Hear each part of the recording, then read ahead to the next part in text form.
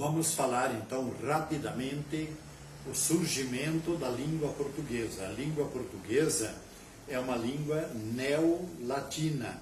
As línguas neolatinas são 5: o português, o espanhol, o italiano, o francês e o romeno.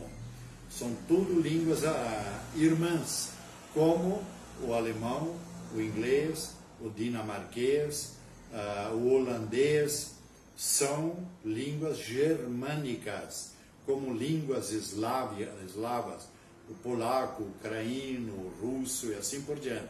As línguas são sempre grupos de línguas irmãs. Entendendo uma língua irmã, é fácil entender a outra, né?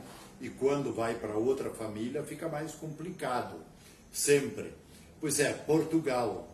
Portugal, um país menor do que Santa Catarina, um pouquinho, e que foi um país muito importante em certos momentos da Europa.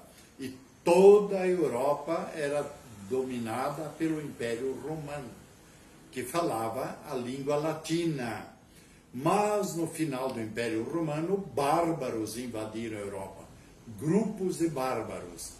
Muitos grupos, a história estuda os principais. Cada grupo falava uma outra língua. Aí virou uma salada de línguas na Europa toda. Por isso condenam, às vezes, a Idade Média, a Igreja Católica da Idade Média, que escreveu a Bíblia em latim. Mas em que salada de língua daquela época iria escrever? Era quase impossível isso.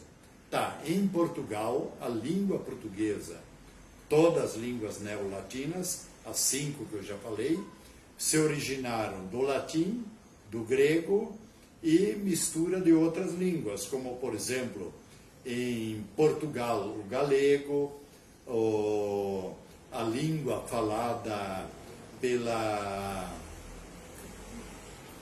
Troia, que era uma grande casa na guerra de Troia com os gregos, fugiram, foram morar na Itália e foram também morar em Portugal.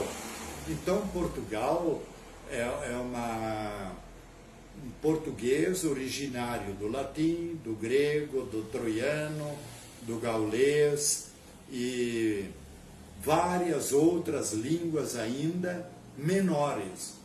Foram se misturando,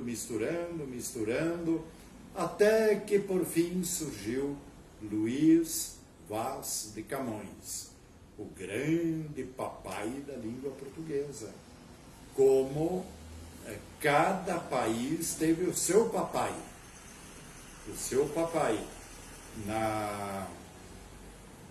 Na Inglaterra, a mesma coisa. Lá foi o Shakespeare, que é o pai da língua inglesa. Na Itália tem o seu, a Espanha tem o seu, e o português hoje do Brasil já não é mais o exato português de Portugal. Dá para se entender, mas já não muito fácil. Portugal. E basta dizer que eu tive um colega de estudo que veio sexta-feira para o Brasil, quarta-feira comigo, eu era aluno, ele já estava sentado naquelas carteiras duplas comigo. E eu perguntei para ele, quando que você veio para o Brasil? Ele disse, sexta-feira. Sexta-feira, né? Sexta-feira. Eu perguntei de que lugar lá de Portugal que você é. Ele disse, eu sou de Ilha de Madeira. Eu sou da Ilha da Madeira. Eu perguntei, o que é que dá lá na Ilha da Madeira? Ele disse, na Ilha da Madeira, cana, banana, uva e abacaxi. Da cana, banana, uva e abacaxi, Ilha da Madeira. As línguas, tem 3 tipos de língua. Vem mais lembranças para a gente falar. A língua viva, a língua morta e a língua extinta.